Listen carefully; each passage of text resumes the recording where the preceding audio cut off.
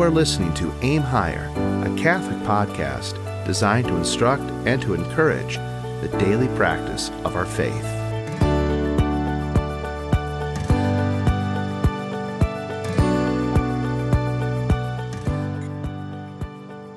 Pax et bonum, peace and good to you all. Welcome to another episode of Aim Higher. This episode is actually the second in our new series for 2023, for 2023, the pursuit of virtue. And joining me today is His Excellency, Most Reverend Giles Butler, OFM. How are you, Your Excellency? I'm doing well, thank you. Okay, well, the virtue for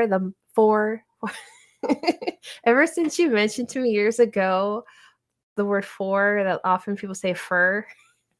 You say fur? I know I try not to say fur, but I hear other people do it. Anyway, the virtue for the month of February is humility. So we'll begin with a quote that I found in the book A Year with the Saints. Humility is the mother of many virtues. From it springs obedience, holy fear, reverence, patience, modesty, mildness, and peace. For whoever is humble easily obeys all, fears to offend any, maintains peace with all, shows himself affable to all, is submissive to all, does not offend or displease any, and does not feel the insults which may be inflicted upon him. He lives happy and contented and in great peace. St. Thomas of Villanova.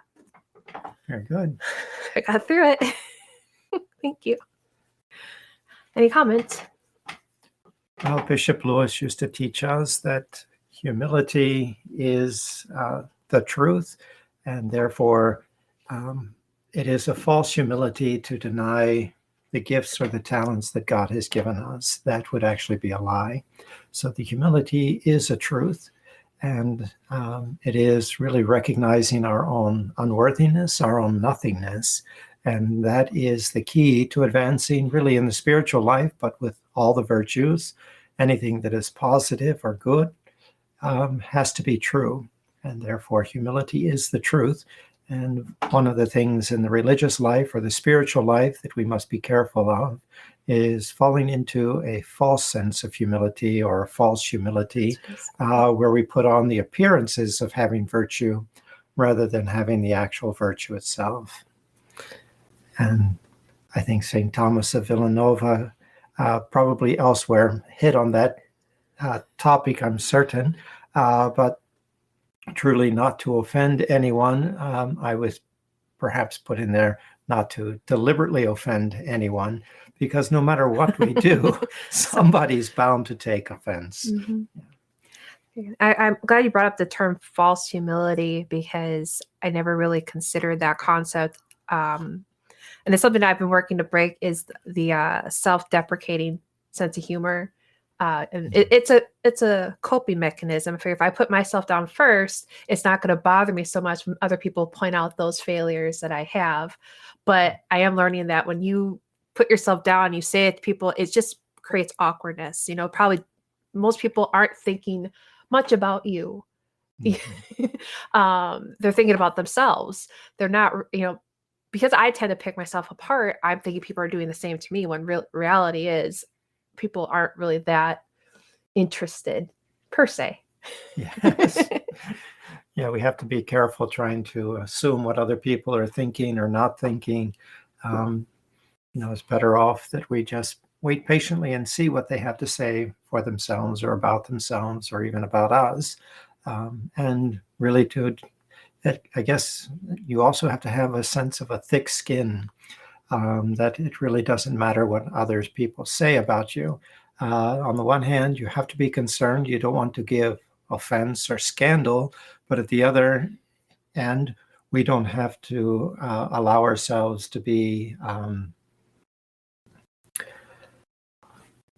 taken advantage of. Beaten down. There is a truth, and we, in order to inspire others to goodness, we have to at least appear to be good in that sense, and we can't allow our good name to be destroyed by others, especially when there are other people looking up to us, and we must preserve our good name as well.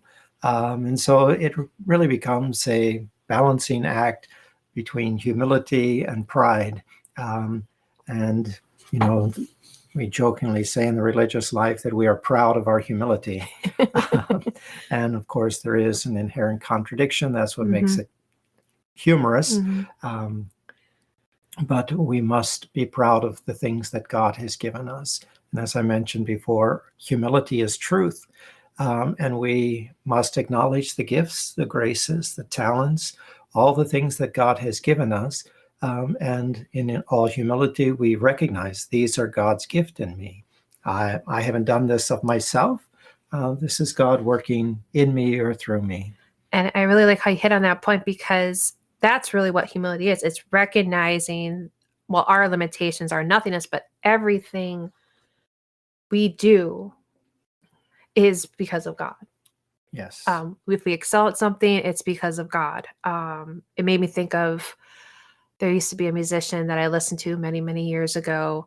Really liked his music, thought he was very talented, but I read or listened to an interview that he gave, and he showed frustration by the concept that people would go to him, aren't you proud of your God-given talent? And he said, God had nothing to do with it.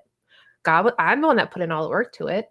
God was not practicing 4, 5, 6 hours a day. I was doing it. God had nothing to do with it. And from that point on, I was like, you don't sound as good as I thought you did, because who gave you the day to practice? God. Who gave you the ability?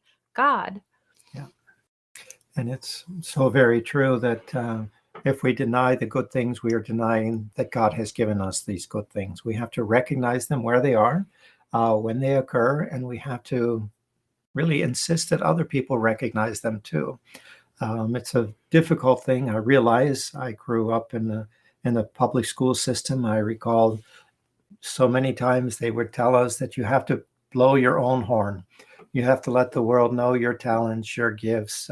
If you don't sing your own praises, no one else is going to do. No one else will know that you have these abilities. And that just seemed very awkward to me. Let somebody else notice my goodness. Let somebody else see that. And I think truly in the spiritual life, it is better for us really to allow others to notice the good things within us, rather than for us to say, I can do this, I have this talent. Though there is, I guess, specifically nothing wrong, as long as we don't exaggerate our talents, our gifts, but we recognize that they are from God. But I think in the spiritual life, to remain hidden or unknown is something that is worthwhile, that we should pursue, especially in the spiritual life. But I realize in the world, the material world, we have to go out there and earn a living. We have to exist. And there is nothing wrong with letting the world know what talents God has given us, what we are capable of, where we can go, what we can do, and how we can do it. These are not our works, but they are the works of God. And therefore, by the grace of God, I am what I am, as St. Paul would say. And I feel like, did you look at the questions ahead of time? But I knew that you were going to work that into the conversation, because it's natural. But we do have a few questions that were given to us, which, by the way, if you have any questions for us, you're welcome to email us at aimhigher.podcast@gmail.com. Even if it's about past episode about perfection, if you would like His Excellency to expound on that, let us know. So one of the questions I was given, and you kind of did touch on this, but it wouldn't hurt kind of focusing on it a little bit more. The question is, within the workforce, at least the corporate world, how does one reconcile humility with the need to advocate for yourself? And I'll just continue what she wrote here. We discussed salary, but also the practices of creating resumes for jobs and the needing to complete year-end reviews are designed for people to both highlight their accomplishments and prove that you can and are doing your job. So I guess that's pretty clear. Okay. Well, perhaps to you, I hope. Perhaps I would take exception with the word boast. Okay. really, we should not boast as if, because I think boasting implies this is what we have done of ourselves, of our own power. But highlighting would be different. Now, highlighting, I've made these accomplishments, and you probably don't have to spell it out, but you have to understand I have made these accomplishments. I've reached these goals by the grace of God. Really, as I mentioned before you read the question there, St. Paul, I am what I am by the grace of God. And it is, his grace has not been vain or fruitless within me. Now, would it be suffice? Because obviously, we're in a world today where people aren't really acknowledging God whatsoever. So I would think that the Catholic who needs to take these measures to perform, a review on themselves, as long as they personally recognize that God has given them these things, it's not as if they have to, in order to practice humility, write that on their review. No, you don't have to write that on there. I'm just, but I do believe that if you are fully convinced of this, that it manifests itself. I was going to say. Because our actions speak louder than words. Our attitude speaks louder than our words. I can tell you that I am this, I am that, and all these things, but if you can see them in me already, then there is a resonance there. There is a harmony. Things are what I'm saying, and the truth is being spoken. And I think people are keen to that. Even little children are eager, or I shouldn't say eager, but are quick to pick up on hypocrisy, unfairness, injustice. It doesn't take a lot to see this in others. If you can humbly acknowledge these are the good things that I have been able to do, you can assume that, or you say in parentheses there, by the grace of God, even though you don't need to put them in there, I believe that the world around us will begin to see that. And if there is true joy in our hearts, they will say, oh, here's a person good at their job. The workforce, I think, is very tricky because we have to, on the one hand, blow our own horn. We have to speak out on our own behalf, but we cannot do so to the detriment of our neighbor. I don't want to climb the corporate ladder by knocking people down who are above me. That doesn't really help anyone, even materially speaking, but even less so spiritually speaking. The goal is to put forth our best, to do our best, and try to overlook the faults and the failings of others, to compensate for them, to find a workaround for ourselves so that their weaknesses, their inability is not a hindrance to us, or it becomes less of a hindrance. And if my heart and soul is in my job for the love of God, it will become manifest, I believe, in my attitude, in my way of living, not only when I'm at work and doing my job, but even in my entire life. There's a sense of peace, of contentment, of harmony between my spiritual life and my active life. I think it's a quality that people just won't be able to ignore. And that is actually a way to, what's the term? To, I guess, spread the gospel in a way, because, very often people aren't going to want to sit down and have a spiritual conversation. So very often it's our actions, and our actions are not, when we talk in that way, it's not you kneeling in prayer and people seeing you. It's actually how you conduct yourself every day, work, home. And most importantly, how you act or react in difficult situations. Yes. When you are slandered, what is your action? How do you speak? How do you react when someone says something negative about you? That is really a key. And as I mentioned earlier, it's kind of like having a thick skin. It's not that we don't care, but we want to destroy the pride within us so that our pride is no longer wounded. It's already been wounded. It's already been crippled. What they say is not shocking or new to us.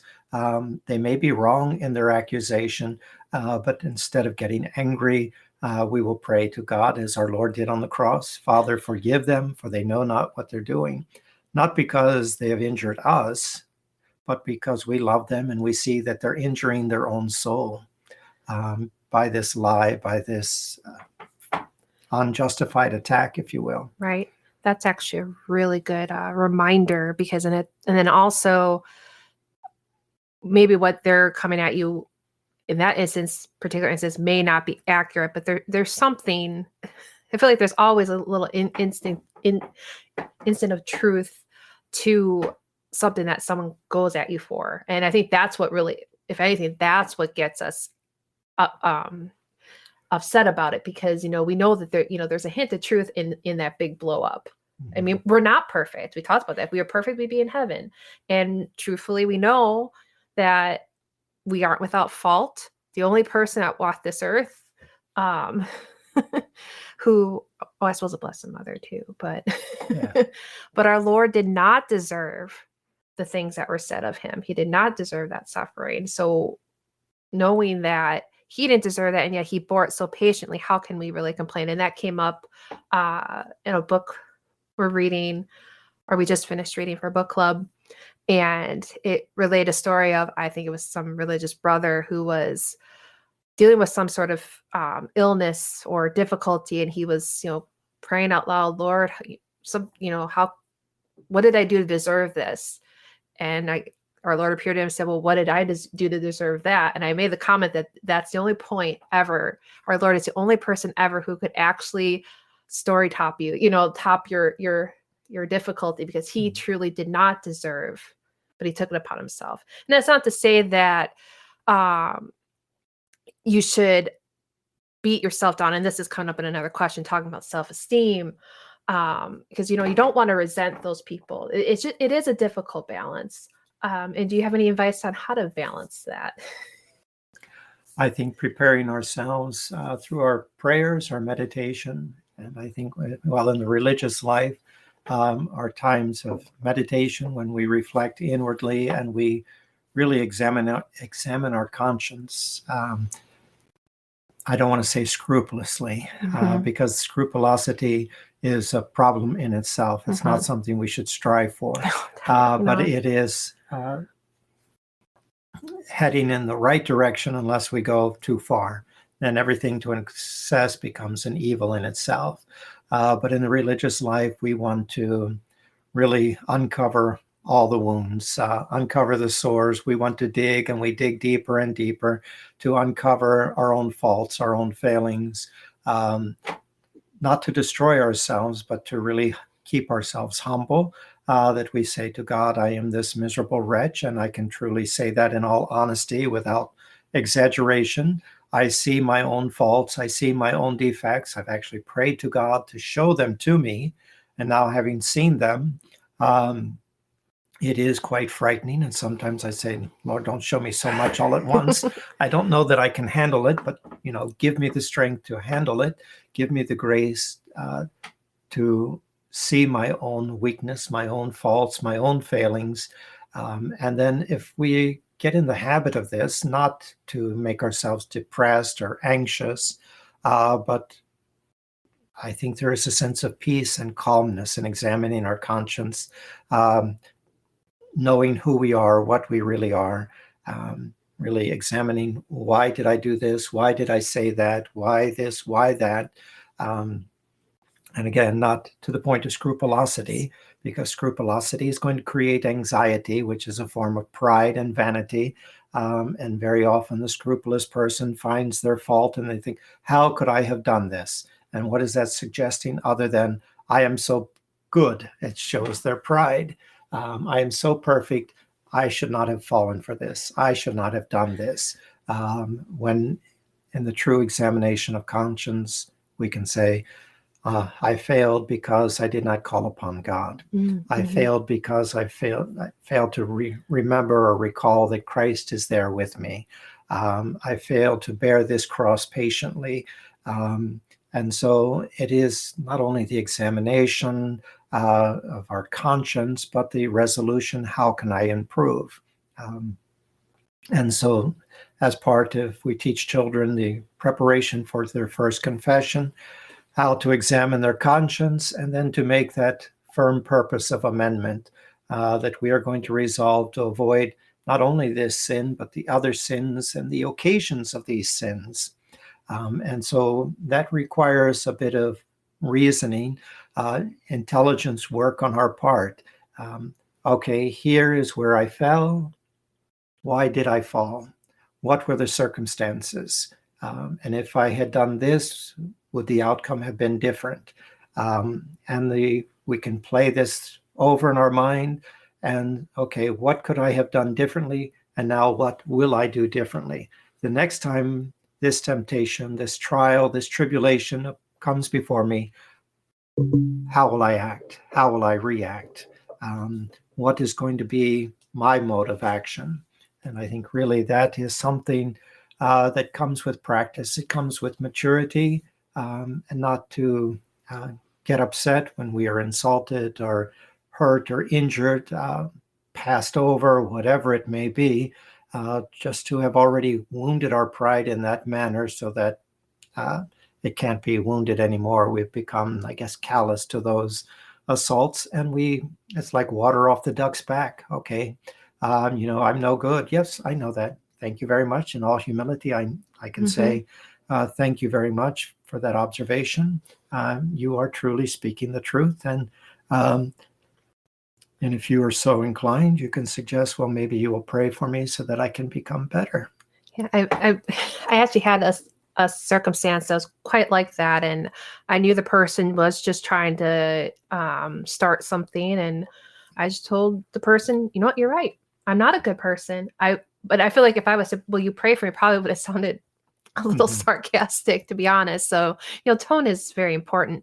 I just wanted two things when I get your clarification on, because you bring up in the religious life, you don't necessarily mean that strictly those of us as religious. You're talking about Catholics. Spiritual life. Yes. Yeah. I just want to make sure that that distinction is clear, because I don't want people to take away that you're strictly talking to religious. This is for everybody.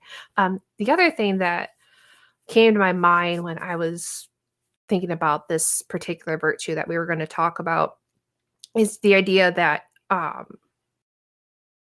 what are your suggestions for the delicate balance? I think you're laughing at me.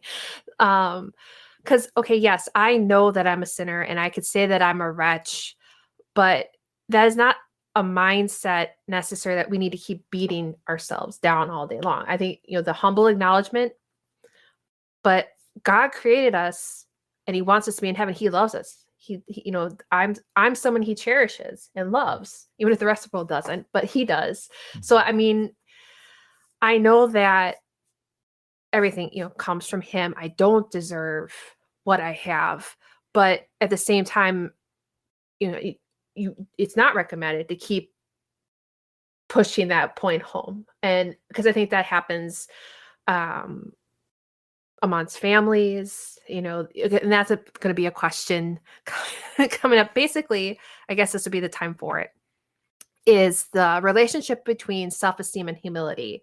If humility is recognizing your own unworthiness, how does one stay humble without ruining one's self-esteem? Okay, again, that comes back to a proper humility, not a false humility. As I mentioned before, there is a sense of calmness, not anxiety. There's no worry in examining our conscience, truly examining or humbly examining our conscience. When there is this anxiety, this nervousness, this is not humility. Then we need to back off a little bit, take a deep breath. We are heading probably down the road of scrupulosity, which is just a hidden form of pride and vanity. When we find ourselves getting anxious, it's time to perhaps pull back a little bit, take a deep breath, reevaluate, remind ourselves of the basic catechism that I liked. I've actually used it several times in sermons, that God wants us in heaven. God can do all things. He's all powerful. He's almighty. It is his will to get us into heaven. He will give us all the help, all the need that we can. And if we don't get to heaven, it's not God's fault.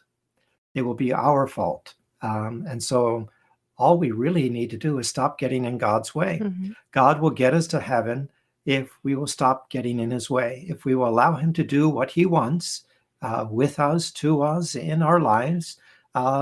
He will get us to heaven. And there is a sense of calmness, not callousness, but a sense of calmness that comes over us. We're not going to go forth and sin on bravely as Martin Luther did or preached. I don't know that he did that. I think he was probably tormented, perhaps more than any others, but we have to avoid accepting that mentality as if it was something good. That we can be calm and we can be at peace in our sins with our guilty conscience. That has to be avoided at all cost. But at the same time, to acknowledge that we are sinners should be kind of refreshing. I like to often compare it, to having an infected wound or something on our body. How do we get rid of the infection? I know everybody would say you have to take antibiotics. But in the old days before antibiotics, what did we have to do? We had to open up that wound. Even if it was healed over, we had to squeeze the pus, the infection out. We had to let it bleed and let that blood flow through and out and to carry whatever germs, whatever disease was in there, to carry it out. And I know this sounds repugnant to our modern ears, but I think really even today, that is one of the first things we do. If something is in your body that shouldn't be there, let's cut them open and get it out. Well, kind of like when you get a sliver. Yes. It sometimes, because I remember I was pretty young at the time and I got a sliver in my foot. I actually was at a church picnic and I put up more of a fight trying to get that out, to the point my dad actually took me to the emergency room and he had to hold me down. And, once the sliver was out, everything was fine. But we tend to, I don't know, I got my own way of relief. Yeah. So again, it's prime example of getting in the way of heaven. But I think our conscience is very much like that. Mm-hmm. The exposing the wound, at least to ourselves, to our confessor, digging it out is very rewarding, very satisfying, very calming. It doesn't make us anxious. And when the anxious is when we're not ready to get it out. Mm-hmm. We're not really ready to expose it, and that's a secret pride. I'm not ready to admit this to myself, to my confessor, or to anyone else, not even to God. I'm not even going to admit to God that I am this, that I have done this, that I have rejected his grace and these opportunities or these occasions. And so this secret pride is what causes us the anxiety. And the humble acknowledgement of our faults is kind of refreshing. Mm-hmm. It is very soothing. I don't know, for our listeners who have made a good confession and unburdened their soul, I won't say that it always happens, but very frequently there is a sense of relief. There is a terrible weight that has been lifted off of our soul. And it is not just something that is theoretical or spiritual, but it is an actual physical weight that we can often feel. We feel lighter, we feel calmer. There is a sense of peace that is in our soul. And that sense of calmness, that sense of lightness of having received God's graces, it's something that we should strive to carry with us all the time. And we should frequently make those acts of contrition, telling God that we are sorry, that we have failed to cooperate with his grace, that we have failed to live up to the opportunities, the situations that he has given us, which brings me to perhaps another important point. If God loves me, why am I being tempted? Why is there this hardship? Why is there this difficulty in my life? And we want to blame God. And yes, you've Anyone who's listened to me knows about Job. I was wondering if you're going to work The him in Lord today. giveth and the Lord taketh away. Blessed be the name of the Lord. We need to learn to see that in these difficulties, in these trials and tribulations, these are gifts from God. How am I going to practice patience unless there is sent someone to test my patience, to try my patience? And so this person isn't evil that is testing and trying my patience. They were sent by God to give me the opportunity to advance in virtue. And I should thank God for them. I should love them even more, because if they're sinning and testing my patience and trying me, they are doing me a great service while they're doing a great harm to themselves. So it is at a great sacrifice to their eternal salvation that God has given me the opportunity to advance in virtue and to rise higher into heaven. And far from feeling hatred or animosity towards such a person, we should love them even more and pray even more for our enemies. Pray for those who persecute us, so that they will be converted, that they too will want to go to heaven. And I'm sure it's one of those things that you're not going to necessarily see the fruits of those prayers, probably maybe not in your lifetime, but never give up hope. Don't, try to always remember those in the past that hurt you. In fact, I was thinking about, as the weeks leading up to this podcast, there's been plenty of supervisors and fellow coworkers that I've had that there was a lot of challenges, and I know that I was not the perfect employee. But my point is that I really need to remember those in my past, in my prayers, even if these aren't people I'm going to ever see again. But at the same time, also in the heat of, or even if the aftermath of a little disagreement, if you will, just offer up one of those short prayers for yourself and for your friend. And I know it gets even dicier, I guess, when it's a fellow Catholic, when you're quarreling with a fellow Catholic, and you think, because you go to your mind, it's like, how can this person who says they're Catholic attack me like that? How can they? But how are you responding to that? Yes, they're attacking you, but how are you handling that? Because biting back, clapping back, is that Catholic? I understand. It keeps coming up, the defending yourself, but sometimes that person that's coming at you, you just need to say, you know what?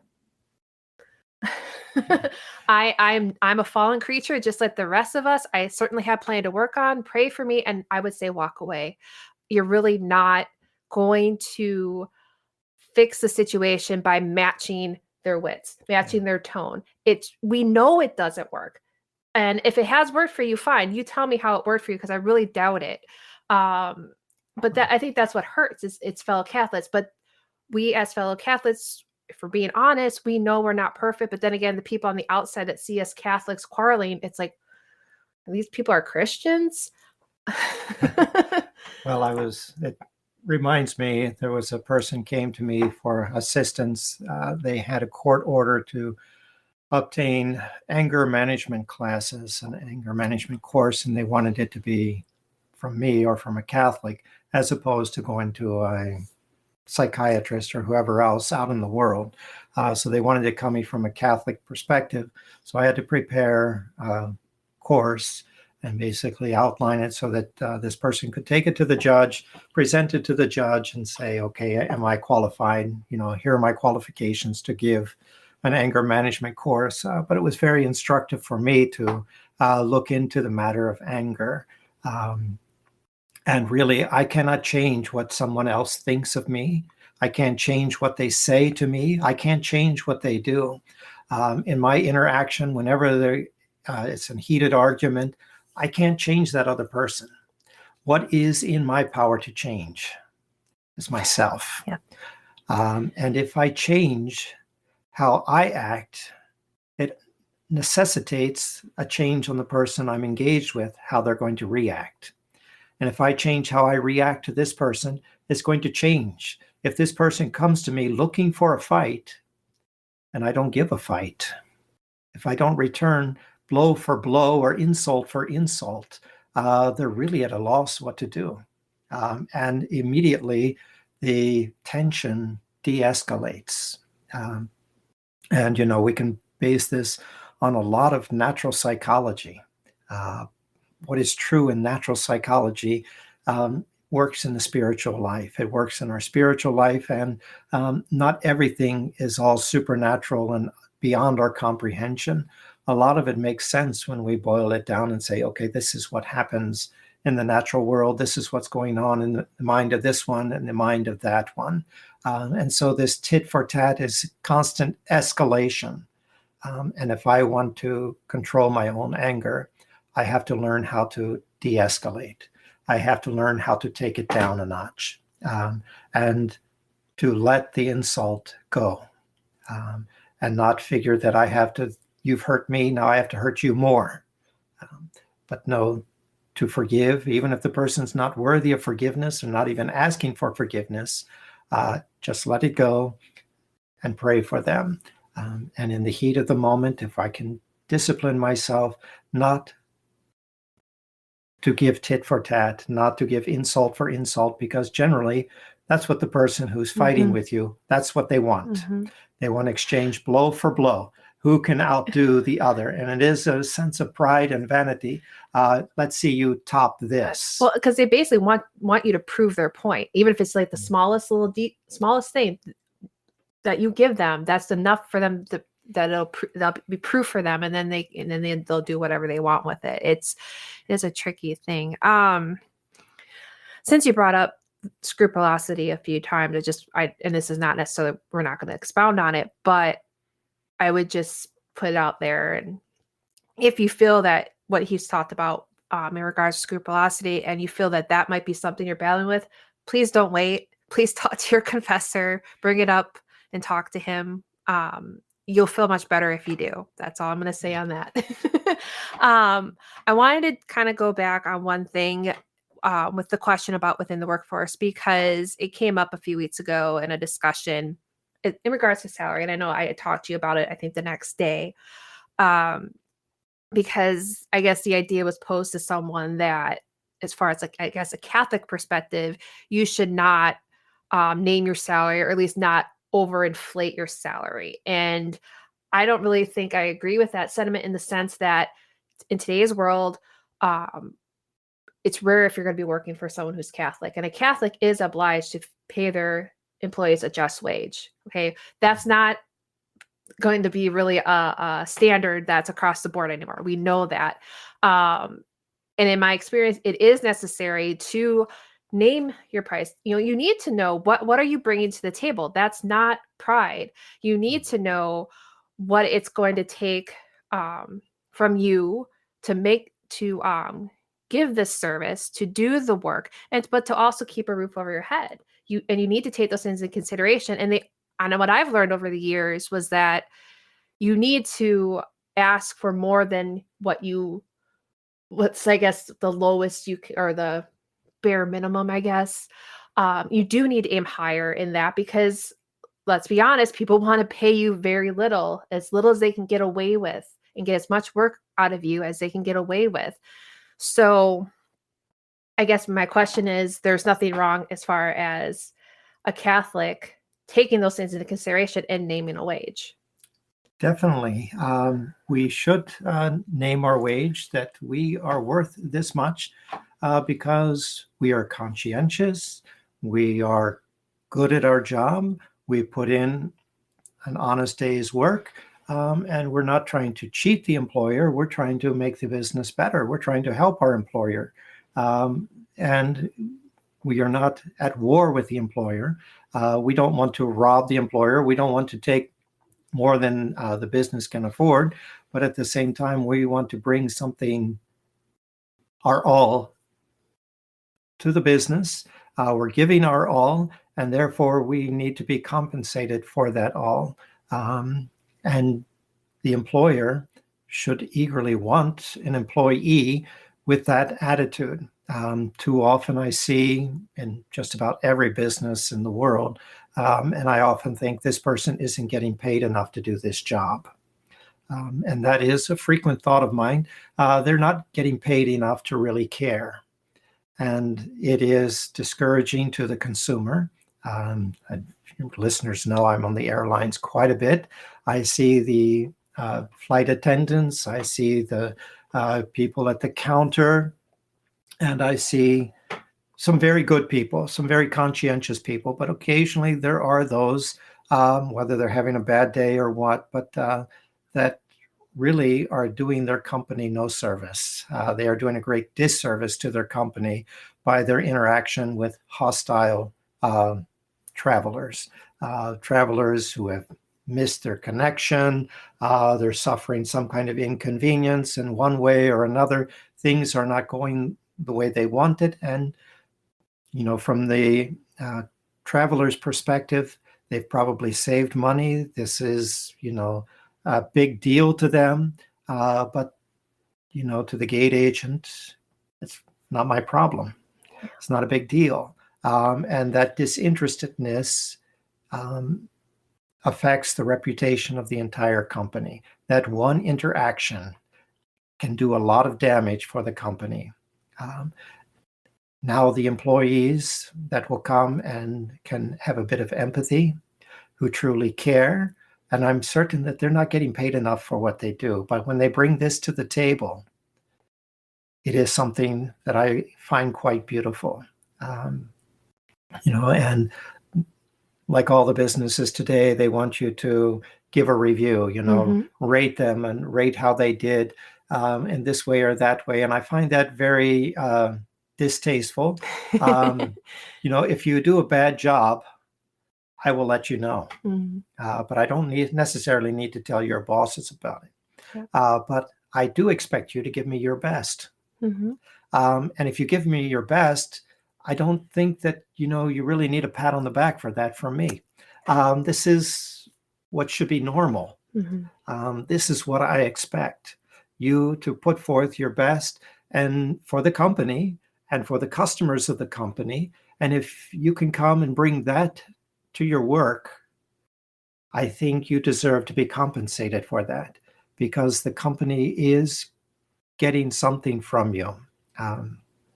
If I look, I mentioned in one of my sermons about contracts, and marriage before it became a sacrament was a simple contract. But in a contract, there's an exchange. If we look at the employer-employee relationship, the employer values whatever you bring to the table, your labor, your efforts. Your employer values that more than the money they're willing to pay you. They're willing to pay you this money because they value what you have to give more than the money. And you, on the other hand, value their money more than you value your time and your effort and whatever it takes for you to do this job. And so you come to an agreement. I am willing to give up this much of my time, this much of myself in exchange for this amount of money. And the employer says, I am willing to give you this much money for what you bring to the table. And yes, there are employers out there who want to exact from you the minimal. I don't need you to, I don't need you to be overqualified for this job. It is a menial task, and I don't really care whether you have joy in your heart while you're sweeping the floor or doing janitorial work or whatever it is I'm paying you to do. I don't really care about how you feel. And so I'm not willing to pay for that. But even in the janitorial work or the waitress, the waiter, I think they're the face of the company. And if you see the humble worker doing a good job, they deserve that that tip that you're going to leave for the waiter or whatever waitress.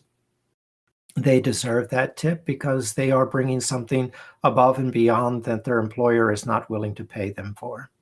And so you must encourage them. And I think of one instance, of course, in my travels, I belong to the airlines club, and I frequent that very often. And one woman working in the club approached me, or in passing, I just thanked her for her service. And she was quite taken back. Well, what do you mean? She says, and I said to her, I said, well, it's Sunday. I says, and it should be a day of rest.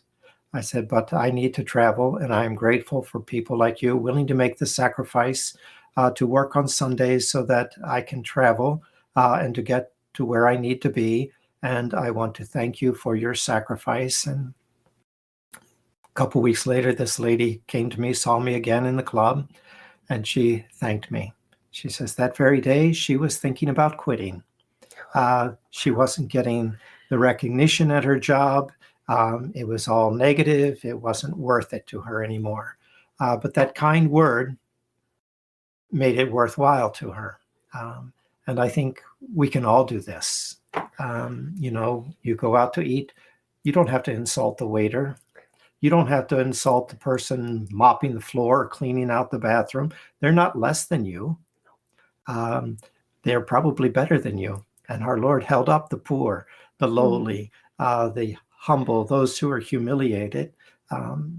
We're all sinners before God.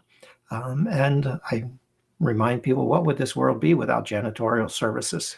I was in Atlanta around Christmas time several years ago when the power went out in the whole airport. There was no electricity in the airport. The airport shut down. I had the nice pleasure of spending the night in the airport. But I recall we couldn't even get off the plane because the bridges could not come out to the plane, the walkways. They couldn't bring it to the plane, so we had to disembark on the pavement. They set up a barricade, so we walked through a tunnel like little rats into the terminal, but the terminal is pitch black. The waste baskets are electronically operated. When you put the stuff in, it automatically compacts it. Well, there's no electricity, so these things are overflowing with garbage. People are putting garbage on top of them. And when I got in and had my eyes adjusted, I said, this is like a third world country. I can't believe people are so, you go into the bathroom, well, the towel dispensers that were electronically operated, the hand dryers, none of that was working. So the people ripped open these towel dispensers to get to the towels inside. So they're breaking, had a little lock on it or whatever. Wow. Wasn't big, but this kind of damage. Mm-hmm. We were escorted out of that main terminal and up to the front where the baggage claim, the ticketing and all that was. And that's where we had to spend the evening. And they did, bring in pallets of bananas and food and drinks, which they weren't charging, all night long. Periodically, a man would come with a cart wheeling in like a whole pallet of apples or bananas or something. And people were like animals descending on that. But the next morning when we were allowed to go back into the terminal, it was like night and day. The janitorial service here deserves a round of applause. It was like night and day. And I think we really don't give enough credit to those workers who are behind the scene. I thought every one of them deserves a raise, but probably came in, worked overtime, worked all night long to get this place cleaned up and back in shape for the company, for the people working there. Yeah. So I do believe that, there has to be that equity, and we need to be able to stand up and say, yes, I'm just doing a lowly task, but I'm doing it well. Mm-hmm. I am conscientious in doing this, and I am giving a positive reflection of the company that I work for. And that is priceless. And it just makes sense to actually, it feels counterintuitive to have that self-acknowledgement that you can actually can contribute to the good of something, but God gave us those attributes. He made us to do things, not just to be tucked in a ball, anxious, thinking you're a terrible wretch all day and then not do anything. We're supposed to be, and if we don't recognize our own qualities, we're not going to do anything. So just the reminder that recognizing your qualities, what you bring to the table, is not pride. Mm-hmm. It's not against humility, because God gave us those things. And I think there is something refreshing seeing a worker who is cheerful, who is having a good day, and they're doing their job well. And even though you are suffering miserably, they can sympathize with you. They can help you have a better day. And you can only do that if you are at peace in your own heart, in your own soul. And that comes from being at peace with God. Yes. Now, if I have the peace of God within my heart and soul, that tends to overflow. And I help not only my coworkers, those around me, but the customer. And this is all of benefit to the company. And I must realize this and hopefully point it out to my superiors. You need to hire people with this positive vibe to them. Well, that just kind of brings the point of the 2 great commandments: to love God above all things with your whole heart, your whole mind, your whole soul, and to love your neighbor as yourself. And you can't properly love your neighbor unless you love God. And, and you can't, did I say that right? Yeah, well, you can't love your neighbor unless you love yourself. Well, true. But you also can't love God if you don't love your neighbor, and also love yourself. Yeah. Those things go hand in hand. You kind of touched on it, but I'm going to bring this up again. So positive affirmations are popular right now. And the question is, are the use of affirmations counter to the virtue of humility? And then the follow-up question here is, where is the line between positive reinforcement and pride? I feel as though recognition that one is completing tasks as expected helps to keep motivation to move forward. But how can one do that without becoming proud? To remind ourselves frequently that I have done this with the grace of God. And I mentioned St. Paul a couple of times there. I am what I am by the grace of God. It is God's grace that is working within me. So I've accomplished these goals, these tasks that are before me because God has been with me. And it is through God's grace that I have been able to do this. And hopefully that I've been able to do this well. And so we have that humbling thought. And then also the reminder, I could have done this better. No matter how well we've done it, I could have done it better. It's a trying time for me as an instructor of little children who hand me their paper. Is this good enough? And good enough is not good enough. It's like the young man or young woman coming to confession, I've been dating, and how far is too far? Where are the limits? And what we want is a line drawn in the sand. Don't cross this line. But we want to be able to come right up to the line. How far can I go? How much can I pursue before it becomes a mortal sin? I don't want to commit a mortal sin, but I want to commit as much sin as I possibly can before it becomes mortal. I want my own self-indulgence. Scary. And I recall an analogy written, I think, for young men on the vice of impurity, compared it to a ledge on a cliff. I was wondering if you're going to do that. And if you're afraid of heights, you stay far away from the ledge. You stay as close to the wall as you possibly can. But if someone puts up a guardrail, you will go right up to the edge. And you feel security because there is a barrier there. But children are always pushing the envelope. How far? And, we tend to get frustrated as parents or instructors, caretakers for little children when they push the barrier, here, this far and no further. But as I look back on my own self, I said, I must have been a terrible youth because I was constantly pushing the barriers. But you know what? It's challenging for me because we talk about like children like to push those things, but adults do it too. And I think that's we are all children. Right. So that is true. But there's always like that, do as I say, not as I do. And it's always tricky to me about like the whole, talking to children, when they misbehave, to be mature, grow up, act like an adult. But then you see adults, full grown adults, aged old men, old women having temper tantrums. It's just, I don't understand why we have such a conflicting. Well, we pick on children because they can't defend themselves and we can get away with it. Well, which is not very nice. No, it is not very nice. In my sermons, I often would refer to, I say, well, I can speak about alcoholics. I'm sorry if you're an alcoholic and this offends you, but I feel this is a safe topic because what applies to the alcoholic applies to any addiction, applies to any vice. And a vice is an evil habit that we've developed.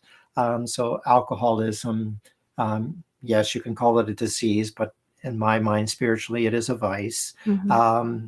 The same with any other vice, any other sin. But we can pick on alcoholics, we can pick on children, because they're forgiving. Now, if I were to preach to you adults and tell you your faults, and your pride would be wounded, and you'd pack up and you'd walk out, and I thought, Bishop Giles doesn't know what he's talking about, and I don't have to listen to this, and I'm not going to listen to this. But the child is a captive audience. Okay, but do you think that that adult mindset is stemmed from a child not being guided into actually, I wouldn't say, I mean, a matter of defending himself, navigating through, like, let's have a discussion about this. It shouldn't just be strictly, you're a child, you're wrong, I'm an adult, I'm right. No. It's not that black and white. I mean, there needs to be that time to actually dissect this. That's why I think if you guide a child to help them regulate their emotions, to understand these things, you will have better adults. But I mean, I just see adults with temper tantrums, and it's just like, we're mad at kids for having them. You would have better children. It's a simple pedagogy. And as children are people, they have immortal souls, they've got pride, they've got all the vices that we have. They're just not quite as developed as ours, but at the same time, which makes us even worse than them. But my question to those parents, what could you have done to handle this better? Okay, your child's blowing up, your child's having a tantrum. The child is absolutely wrong. Good. Now, what did you do to make it better? How did you handle it? And you say, well, I handled it this way. I say, okay, now, how could you have done it better? How could you have made the outcome better, not just for yourself, but made it better for the child? What is the best way to deal with this? And very often I do get, especially mothers come to me and ask, how should I discipline my child? I say, well, that's really not a question I can answer. I am not the child's parent. You are the parent. You have the graces of God to raise this child. You know this child better than I do. And, some children, they need a swift kick in the rear end. Others, that would be totally devastating to them. And that would do more harm than good.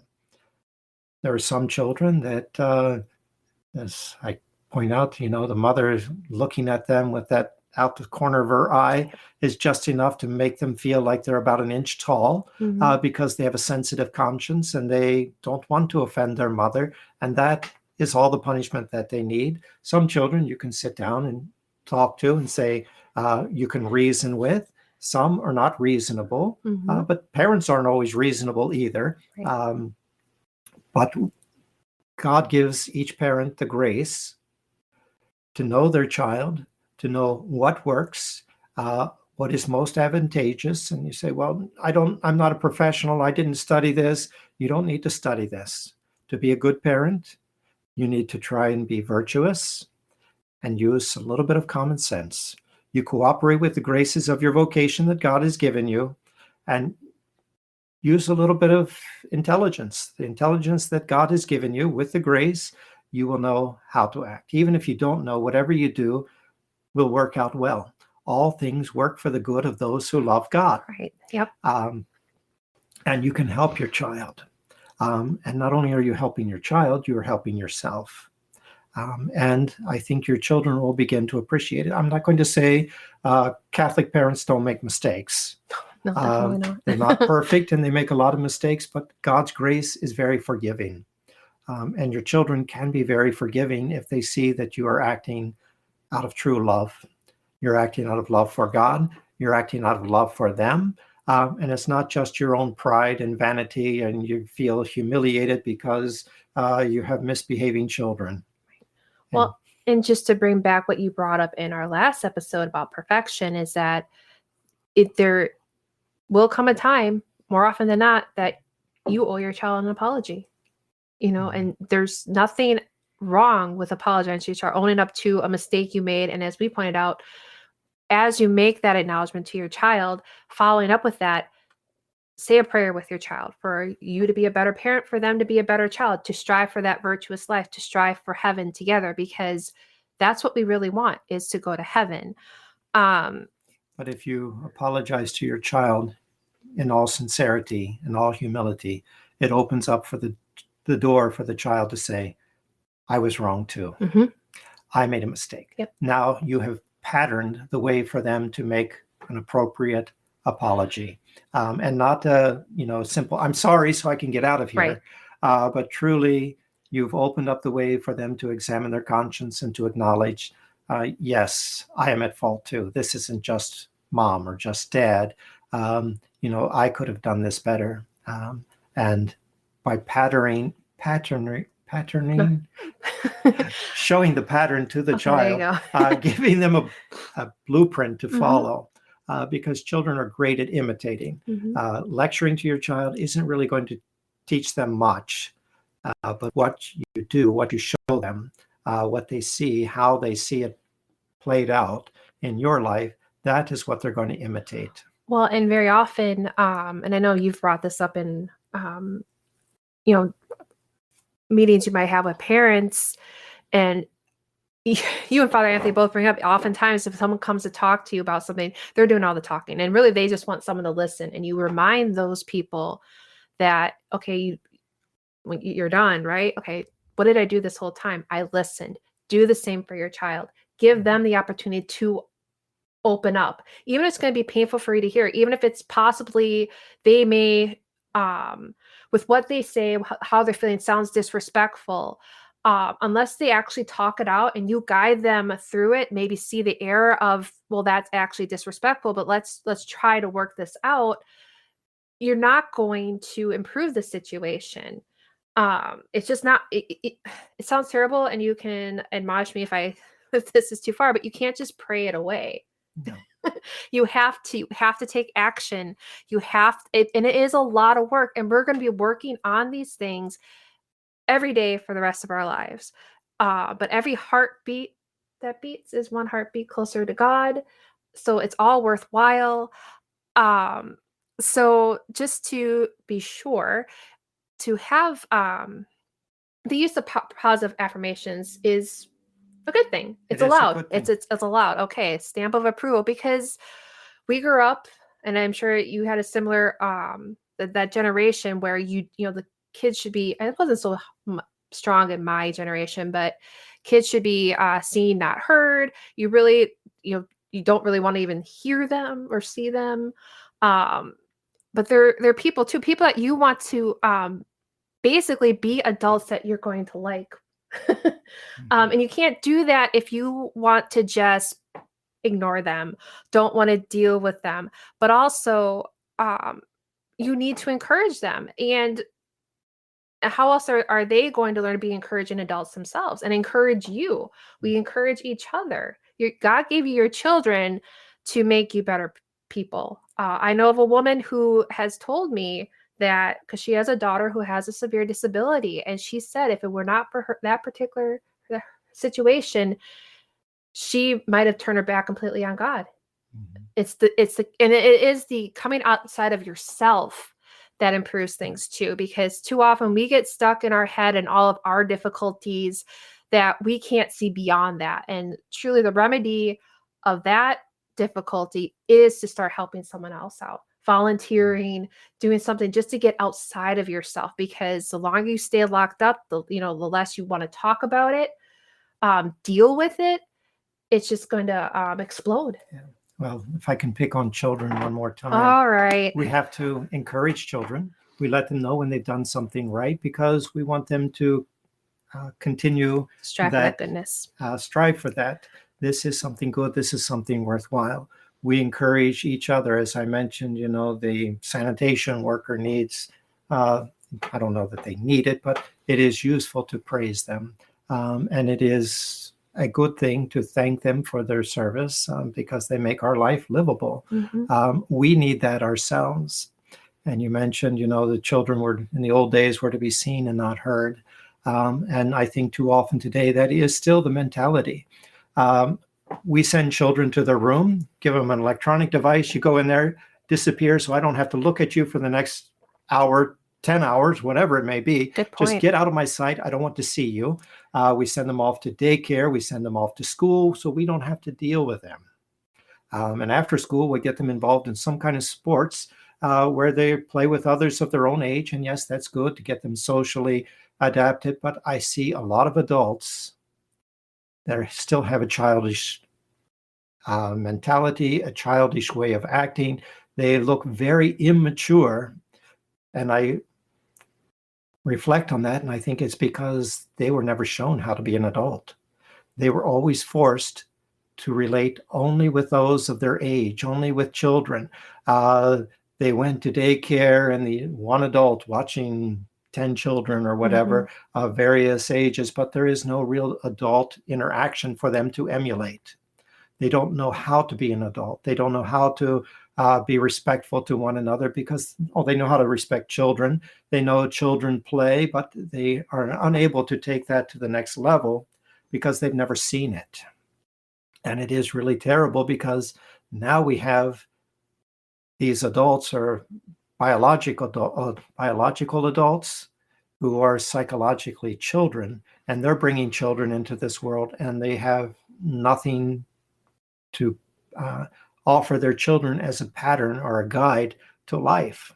There's the only thing they have is their own selfish life that they've developed, and it's, I guess, working for them because they're still here, but I don't think it's working in a positive direction, and they have nothing to offer to their children. The children to be seen and not heard, I think that is a terrible strategy. Don't bring your children to church, send them to the daycare while you go to mass, put them in the cry room and, ignore them. I don't believe that's the answer. I think the children need to see mom pray. They need to see dad pray. And I've encouraged many times, parents, bring your children to church when no one else is there, so that if they have a tantrum, it's just you and God. And the child there, and you can work through this. But let them see you pray. Let them see a tear of repentance. Let them see that you have a burden on your soul or in your life. There's trouble, but you come to God in prayer. Let your children see that. Let them experience it. And you don't have to make the visit long. Let the children know that, I can go there and I can speak to God in my own words. It's not just a formula that I had to memorize, but I can speak from my heart in my own words. Let your children see that. Let them hear that.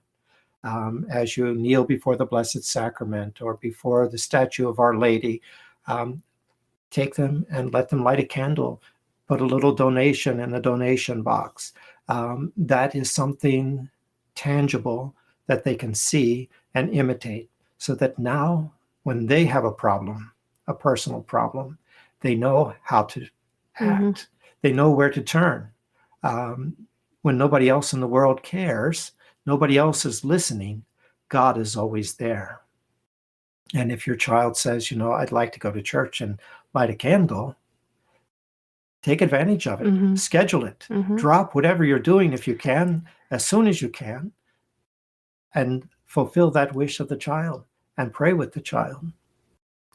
Show the child how to pray, encourage them in prayer, encourage them to make visits to the Blessed Sacrament, to understand that God is really here. I often feel that the children don't really believe in the presence of the Blessed Sacrament because their own parents don't. I was going to say, I feel that the parents don't know how to behave in church. And you say, parents, well, I've got to deal with my misbehaving child.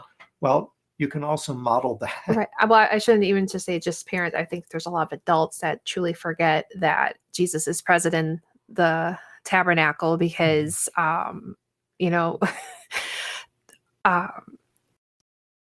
it's one thing to have to say a quick thing to somebody, but to have a full-on conversation in the church, even if it's in the back of the church, really, that's not appropriate. That's, this is God's house, but that's where I was at, because I don't want to pick on parents. It's really not my adults. strategy. Yeah, adults. I know. I knew that was what you meant, but typically, we know a lot of parents, so it just kind of goes together. So just to follow up that, and I know what you're likely to say to this, because it is encouraged to get positive reinforcement.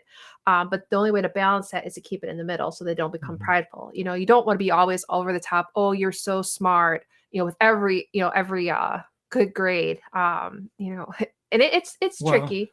You don't really want to tell the child that they're smart or that they look pretty. Yeah, I was going to say what that they look like is a really bad idea. I think you need to perhaps rephrase that. Oh, God has really blessed you. Let's focus on look at it in terms of virtue. Yeah, God has blessed you with this intelligence. We should thank God for the gifts that he has given you.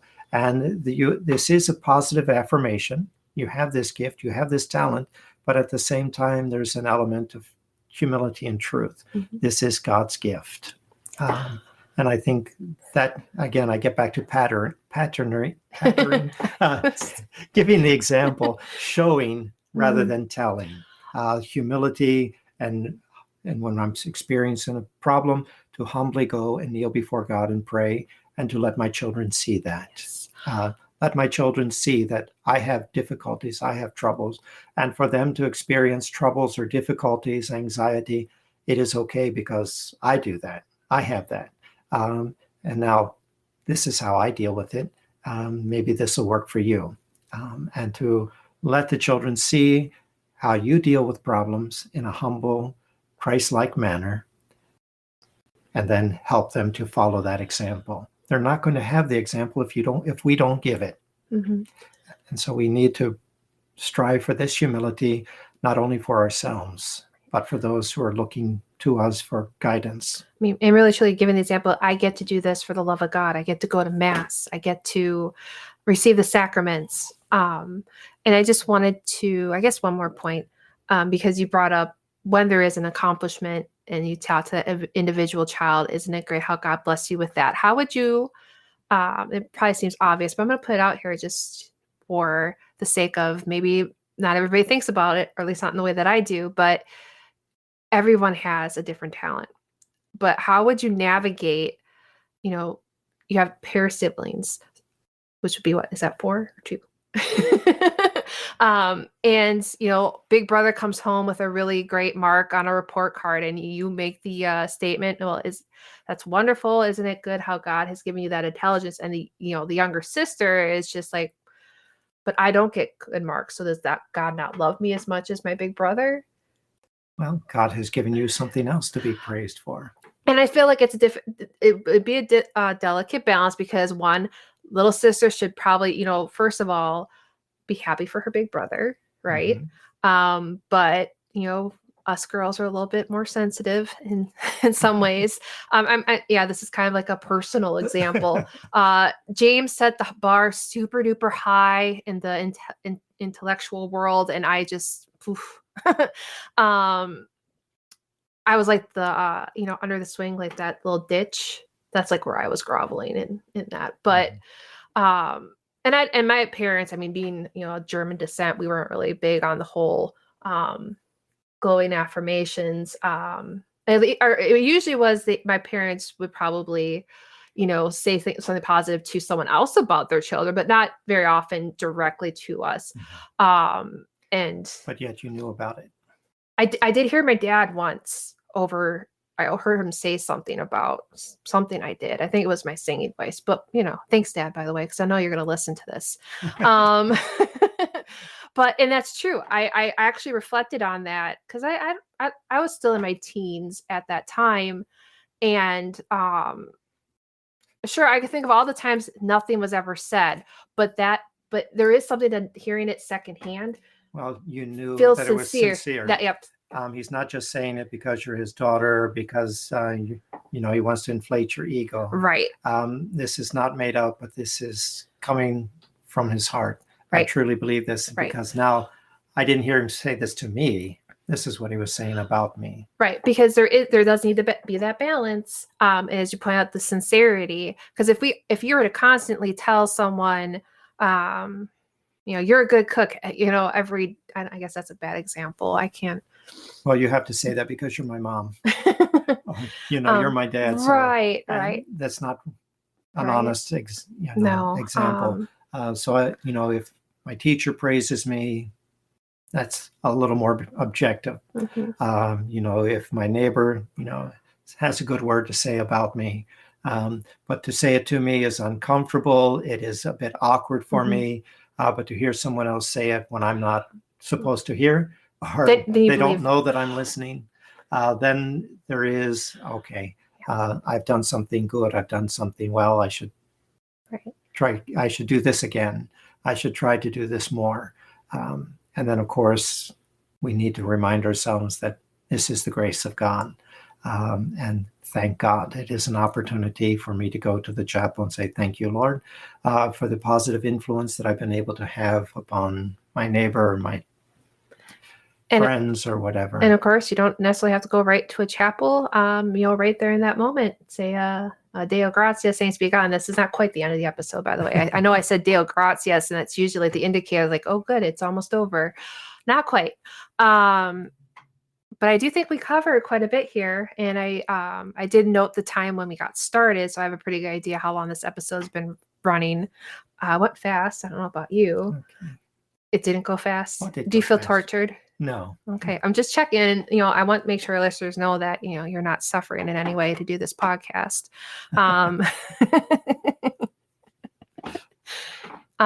You very kindly agreed to have these discussions with me. So before we get to our, ending thought here, I do want to put out there that for the month of March, we're going to be discussing the virtue of mortification. So if you have any particular question about that, feel free to email us. Again, that's aimhigher.podcast@gmail.com. We will probably be working on that episode within the next 2 weeks. So I would say if you have questions pertaining to that, I would email us by March 12th, just to see if there's anything you'd like us to touch on with that. I do have a lot of ideas, so because my brain's going all the time, and I sometimes have to focus. So I just wanted to add, there is a prayer that you actually pointed out to me a few years ago when I was struggling, and you pulled out a prayer book and just opened it, and there it was. And you said, sister, say this prayer whenever that struggle is coming about, or really it should be, it's a pretty short prayer. So I will say it now. O heart most pure of the Blessed Virgin Mary, obtain for me from Jesus a pure and humble heart. So perfect. Well, thank you so much, Your Excellency. I enjoyed this, learned a lot. Shall we end with a blessing and then say Deo gratias? I think that's a good idea. Benedictio de omnipotentis Patris, et Filii, et Spiritus Sancti, descendit super vos, et manet semper. Amen. Deo gratias. Deo gratias.